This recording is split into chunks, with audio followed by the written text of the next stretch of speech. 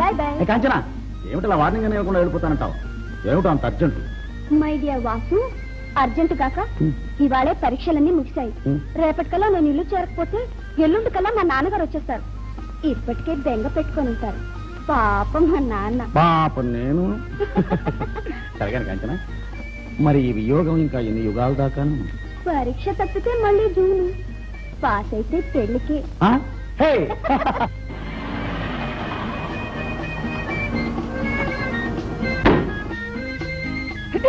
Hello, I am sorry.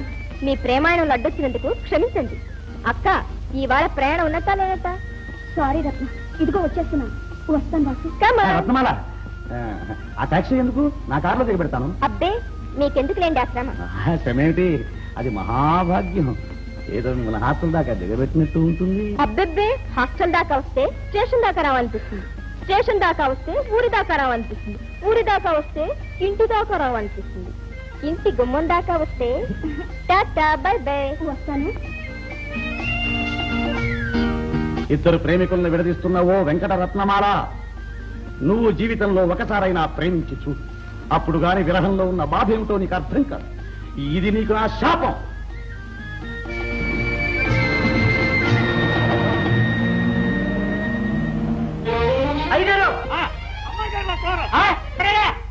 అక్క, నాన్న. అవును, నాన్నే.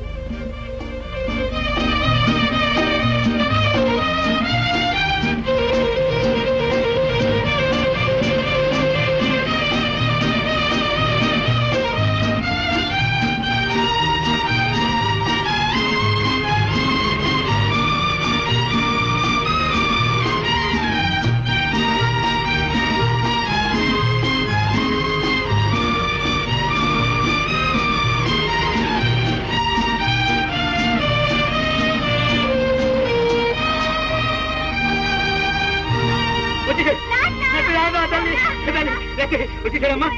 అవునమ్మా, మీరు లేరుగా నాకు బువ్వ ఎవరు పెడతారు? అది సరిగాని తల్లి, మీకు ట్రైన్ లో బాగా నిద్ర పట్టిందా? ప్రయాణం బాగా సాగిందా తల్లి? నాన్నతో మనం మాట్లాడాం. ఏమ్మా?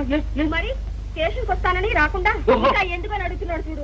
అదా తల్లి, నేను స్టేషన్ కి రావాలని 5ంటికి అల్లారం ఇచ్చాను, 6ంటికి గట్టుకొట్టింది. తప్పు నాదు కాదు, ఆ గడియారం రండి గట్టిగా చీచి బుద్ధి చెప్దాం. అయితే ఇంకా ఎందుకు ఆ గడియారం? అవతల పారేసి కొత్తది కొందాం.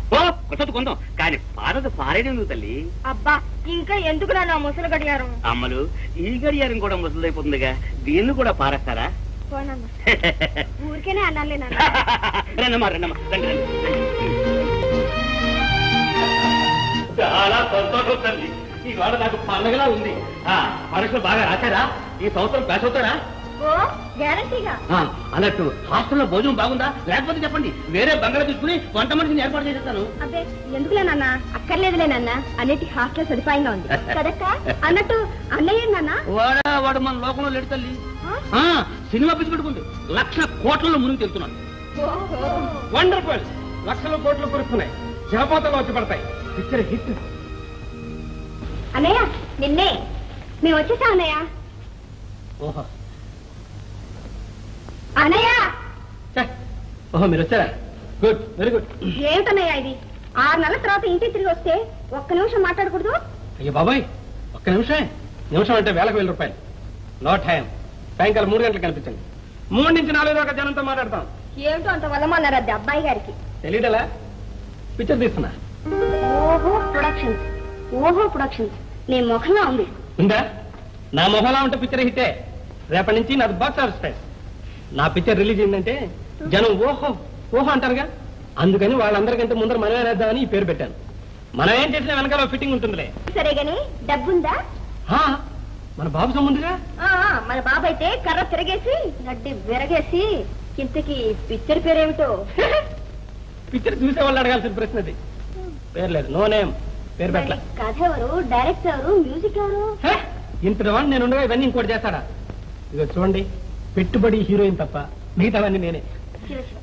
హరహర హే తెలుసు సినిమా, చివరికి నీకు ఇంత గతి పట్టిందా? గతి గీతి అన్నామంటే తంత యోగం అనండి. అయినా తెలుగు సినిమాల గురించి మాట్లాడడానికి మీకేం తెలుసని. మీరు చూసిన సినిమాలు ఏమిటి? ఇన్సల్ట్. మేము అసలు తెలుగు పిక్చరే చూడం. మరేం చూస్తారు? ఇంగ్లీష్ వే చూస్తాం. అబ్బో, పెద్ద ఇంగ్లీష్ తెలుసున్నట్టు. మీ జాతిలో పెద్ద ఫ్యాషన్ అయిపోయింది. మీరా తెలుగు చదవరు, వినరు. కానివ్వండి కానివ్వండి, రేపు ప్రొద్దుట నా పిక్చర్ బజార్ను పెడితే ఇంగ్లీష్ దొరలంతా ముక్కు మీద వేలేసుకుని we don't see English picture, మేము తెలుగు పిక్చర్లు మట్టుకే చూస్తామంటారు.